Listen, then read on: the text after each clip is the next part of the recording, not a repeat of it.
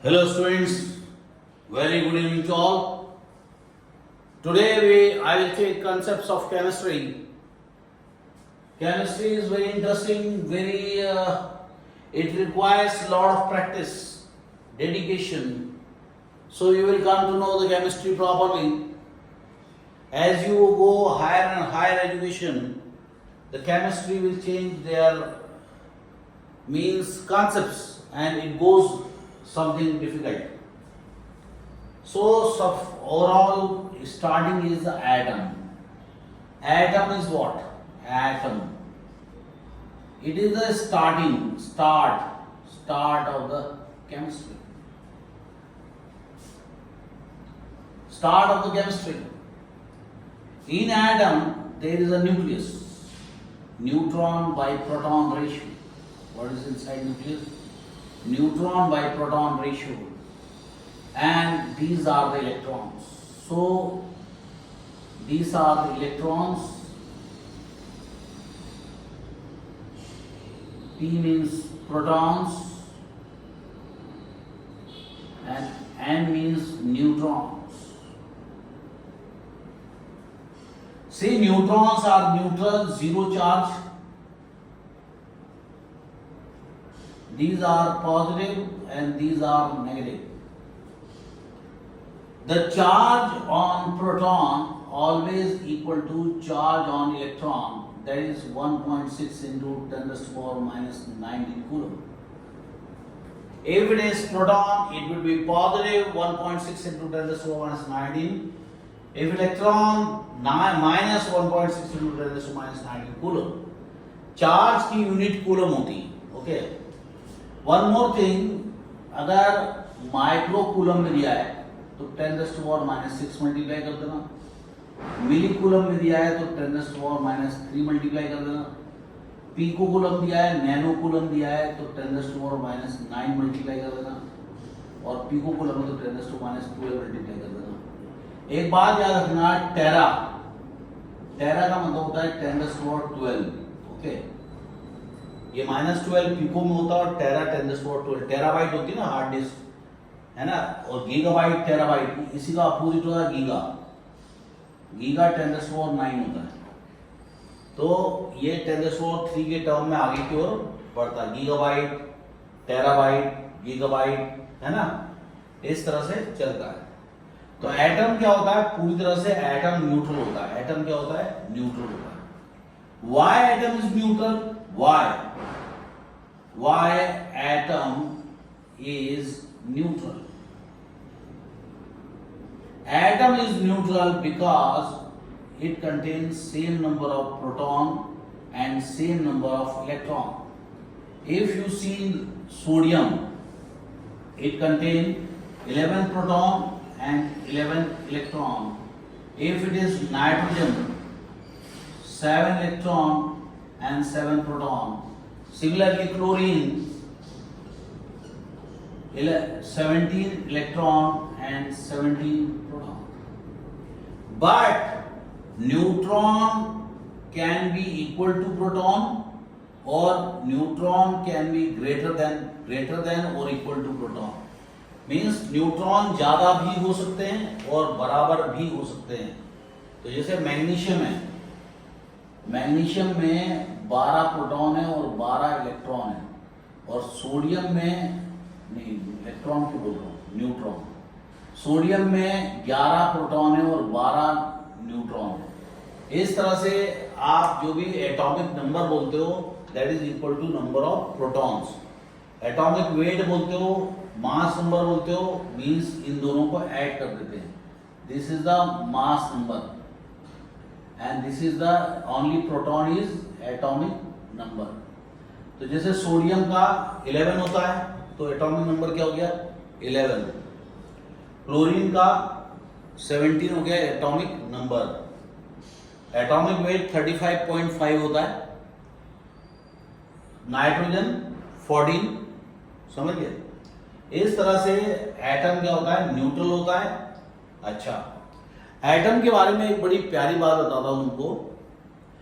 Atom को अगर हम लोग बड़ा करके देखें तो न्यूक्लियस कैसे दिखेगा? और एटम जैसा दिखाई देगा। ये बड़ा इंटरेस्टिंग फैक्ट है। आप क्या करो, क्रिकेट की बॉल लो, लेदर बॉल होती क्रिकेट की, उसको काफी हाइट पर हैंग कर दो। अब इतने हाइट पर हैंग करने के लिए कुछ है तो नहीं अपने पास, तो अपन हेलीकॉप्टर के नीचे बांध देंगे और हेलीकॉप्टर ले आएंगे करीबन 20 किलोमीटर की ऊंचाई पर, 15 किलोमीटर की ऊंचाई पर ले आएंगे। अगर हमारी ये अर्थ है, इफ दिस इज अर्थ, और यहां से लगभग 15 किलोमीटर के डिस्टेंस पर एक हेलीकॉप्टर टंगा दो, हेलीकॉप्टर समझिए, और ये हेलीकॉप्टर से एक बॉल टंगा दो। ये क्रिकेट की बॉल है, क्रिकेट बॉल, थोड़ा नीचे दिखा दो, क्रिकेट बॉल है, समझिए, क्रिकेट बॉल। ये जो क्रिकेट बॉल है, ये जो क्रिकेट बॉल है, यही न्यूक्लियस है। और क्रिकेट बॉल को सेंटर मानकर, ये क्रिकेट बॉल मतलब इसको क्रिकेट बॉल है, सेंटर मानकर एक 5 किलोमीटर का रेडियस लेके स्फीयर ड्रॉ करेंगे, गोला, जैसे बॉल होती है ना फुटबॉल, ऐसा बॉल कंसीडर करेंगे, एक बड़ी बॉल बनाएंगे। ये बॉल का रेडियस कितना रहेगा, 5 किलोमीटर, या डायमीटर क्या रहेगा, 10 किलोमीटर, 10 किलोमीटर। अगर यहां पे पुणे में कोई रहता है, तो बिकॉज ये lecture is going in Pune, तो लेक्सिकन से विमान नगर 10 किलोमीटर है। इतना बड़ा एटम होता है और न्यूक्लियस सिर्फ क्रिकेट की बॉल के बराबर होता है। अब आप सोच सकते हैं कि पूरा का पूरा एटम खाली होता है, वैकेंट होता है, और सेंटर पूरा हैवीएस्ट होता है,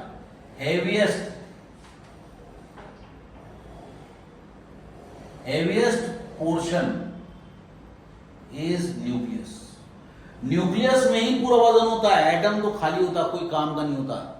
क्योंकि याद रख लो, ठूस लो दिमाग में, एक प्रोटॉन लगभग 1850 इलेक्ट्रॉन के मास के बराबर होता है, समझिए, लगभग 2000 इलेक्ट्रॉनों का वजन एक प्रोटॉन के वजन के बराबर होता है। तो mass of proton is not equal to mass of electron. यानी कि वैसे 1837 भी होता है, वैसे वो न्यूट्रॉन के साथ होता है। 1837 अगर अपन इलेक्ट्रॉन ले लें तो एक प्रोटॉन के मास के बराबर उसका वजन होता है। तो एक एटम क्यों न्यूट्रल होता है, क्योंकि उसके अंदर जितने न्यूट्रॉन रहते हैं उतने ही प्रोटॉन्स होते हैं। और एक एटम कितना बड़ा हो सकता है, लगभग न्यूक्लियस जो होता है, एटम जो होता है वो न्यूक्लियस से 1,00,000 गुना बड़ा होता है। न्यूक्लियस से 1,00,000 टाइम्स बड़ा होता है एटम।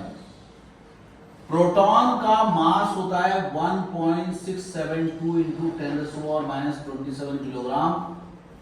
इलेक्ट्रॉन का मास होता है 9.1 इंटू 10⁻31 किलोग्राम। और न्यूट्रॉन का मास होता है 1.674 इंटू 10⁻27 किलोग्राम।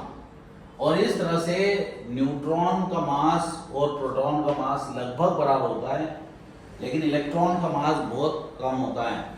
तो ये पूरा सिनेरियो पूरा रट लो, ये पूरा स्ट्रक्चर हमें आना चाहिए। और जब कोई भी एटम के अंदर number of proton is greater than number of electron हो जाए, तो वो एटम हो जाएगा पॉजिटिव आयन। क्या बोलेंगे उसको, पॉजिटिव आयन। और number of electron is greater than number of proton हो जाए तो उसको बोलेंगे नेगेटिव आयन। क्या बोलेंगे, नेगेटिव आयन। तो पॉजिटिव और नेगेटिव आयन कैसे बनते हैं, जैसे मान लो ये क्लोरीन है, इसके पास 17 इलेक्ट्रॉन है। अगर इसने एक इलेक्ट्रॉन ले लिया तो इसके पास कितने इलेक्ट्रॉन आ जाएंगे, 18 इलेक्ट्रॉन। लेकिन प्रोटॉन कितने आएंगे, 17। अब प्रोटॉन देखो कम होगा इलेक्ट्रॉन से, तो ये क्या हो गया, नेगेटिव। तो क्लोराइड आयन क्या होता है, नेगेटिव, इसको बोलते हैं एनायन। क्या बोलते हैं, एनायन। और सोडियम ले लो, सोडियम क्या करेगा, एक इलेक्ट्रॉन डोनेट कर देगा।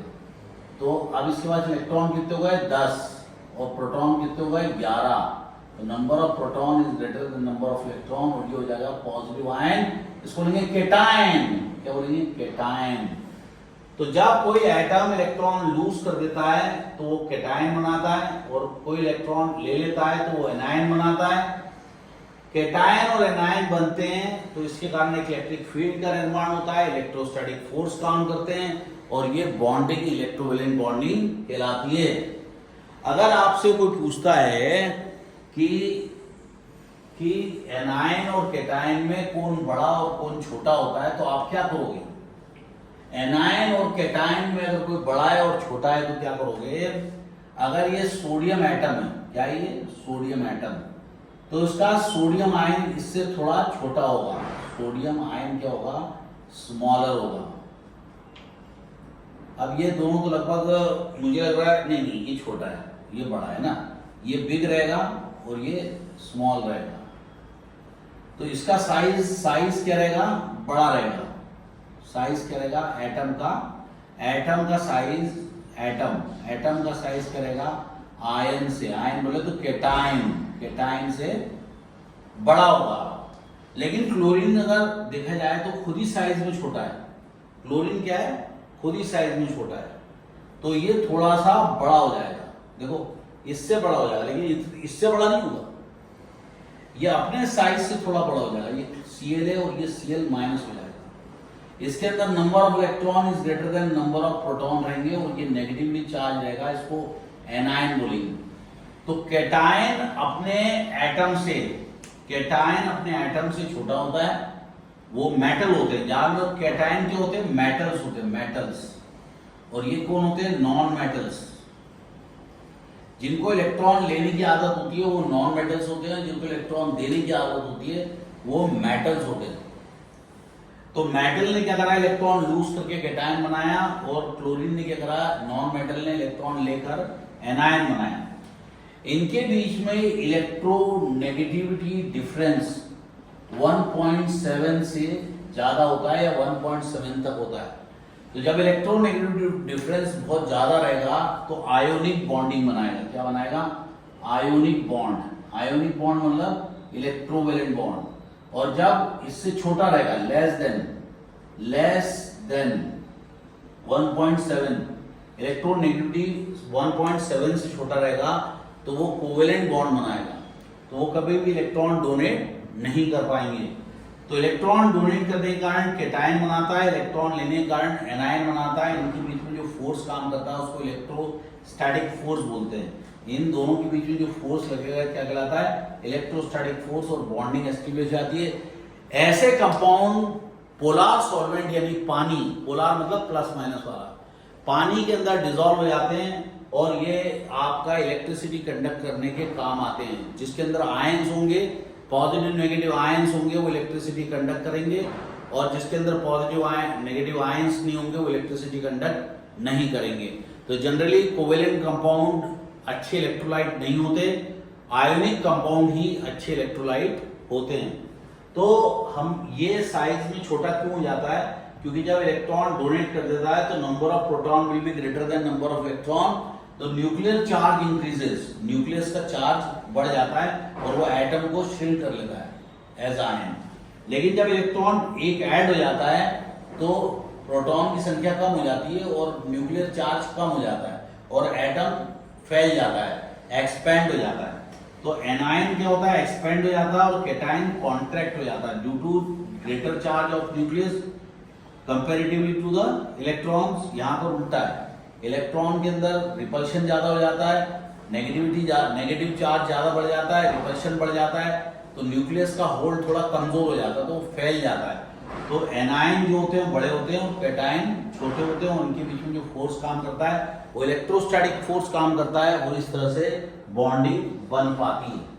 तो एक एटम पूरी तरह से न्यूट्रल होता है, एटम के अंदर जितने न्यूट्रॉन होते हैं उतने ही प्रोटॉन होते हैं। एटम के अंदर जो इलेक्ट्रॉन होता है उसका साइज, उसका जो वजन होता है प्रोटॉन के वजन से बहुत कम होता है।